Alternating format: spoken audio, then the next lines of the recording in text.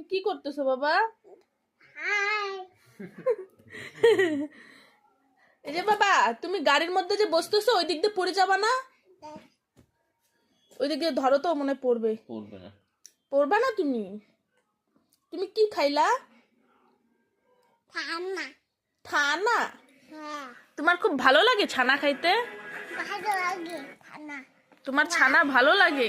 হ্যাঁ, তোমার গাড়িটার চাকা তো খুলে গেল, কি হবে এখন?